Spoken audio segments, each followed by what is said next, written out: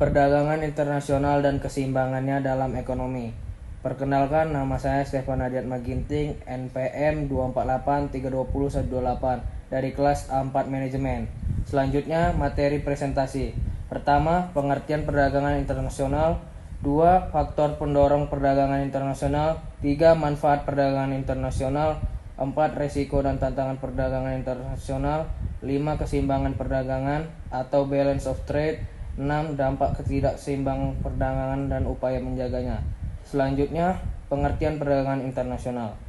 Perdagangan internasional adalah kegiatan jual beli barang dan atau jasa yang dilakukan oleh dua negara atau lebih. Dalam perdagangan ini, satu negara mengekspor barang atau jasa ke negara lain dan sebaliknya mengimpor barang atau jasa dari negara tersebut. Tujuan utamanya adalah untuk memenuhi kebutuhan yang tidak dapat dipenuhi secara mandiri oleh suatu negara, memanfaatkan keunggulan kooperatif dan meningkatkan kesejahteraan ekonomi. Selanjutnya, faktor pendorong perdagangan internasional. Perbedaan sumber daya alam dan faktor produksi. Setiap negara memiliki kekayaan sumber daya alam, tenaga kerja, dan teknologi yang berbeda-beda. Perbedaan ini mendorong negara untuk saling melengkapi melalui perdagangan. Perbedaan kebutuhan dan selera konsumen. Negara memiliki kebutuhan dan selera yang berbeda terhadap barang dan jasa. Barang yang tidak tersedia atau tidak diproduksi secara lokal bisa diperoleh dari negara lain. Keuntungan spesialisasi dan efisiensi produksi. Negara cenderung mengekspor barang yang dapat diproduksi secara efisien dan mengimpor barang yang lebih mahal atau sulit diproduksi sendiri, sehingga mendorong efisiensi ekonomi secara global. Selanjutnya, manfaat perdagangan internasional.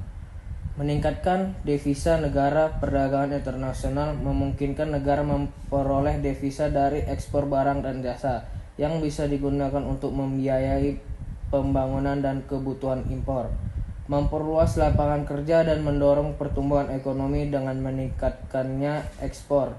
Produksi dalam negeri juga meningkat sehingga menciptakan lebih banyak lapangan kerja dan mendorong pertumbuhan ekonomi nasional. Selanjutnya, resiko dan tantangan perdagangan internasional. Fluktuasi nilai tukar mata uang. Perubahan nilai tukar bisa mengaruhi harga ekspor dan impor. Jika nilai tukar tidak stabil, pelaku perdagangan bisa mengalami kerugian. Hambatan perdagangan atau tarif dan non-tarif. Negara tujuan bisa memperlakukan tarif tinggi, kuota, atau peraturan ketat yang menghambat masuknya barang dari luar negeri. Ketergantungan pada pasar luar negeri. Terlalu bergantung pada ekspor dapat membuat ekonomi negara rentan terhadap krisis global atau penurunan permintaan dari negara mitra dagang.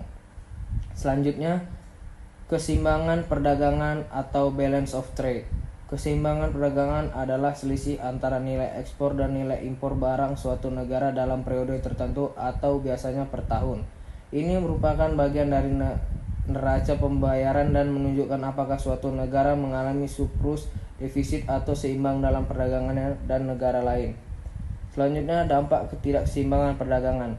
Pertama, penurunan cadangan devisa. Jika impor lebih besar dari ekspor atau defisit, negara harus membayar lebih banyak mata uang asing.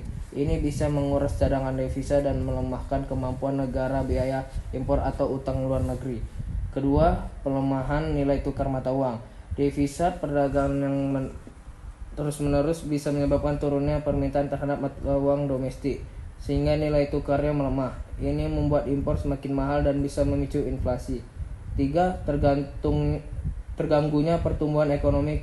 Ketidakseimbangan yang besar dapat mengganggu stabilitas ekonomi, memperlambat investasi, mengurangi lapangan kerja di sektor ekspor, dan memperlebar ketergantungan pada produk luar negeri. Selanjutnya, upaya menjaga keseimbangan perdagangan. 1. Meningkatkan ekspor, mendorong produksi barang berkualitas dan berdaya saing tinggi, memberi insentif atau subsidi kepada eksportir, mencari pasar ekspor baru melalui promosi dagang dan kerjasama internasional. Kedua, mengurangi ketergantungan pada impor, mengembangkan industri dalam negeri agar bisa memproduksi barang substitusi impor, memperlakukan tarif atau bea masuk terhadap barang impor yang tidak terlalu penting, mendorong pengguna produk lokal atau gerakan cinta produk dalam negeri. Selanjutnya, kesimpulan.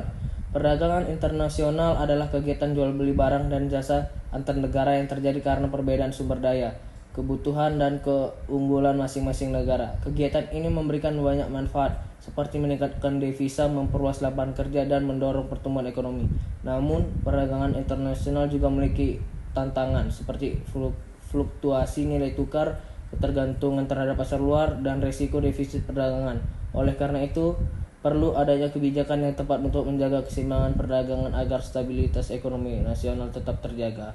Terima kasih.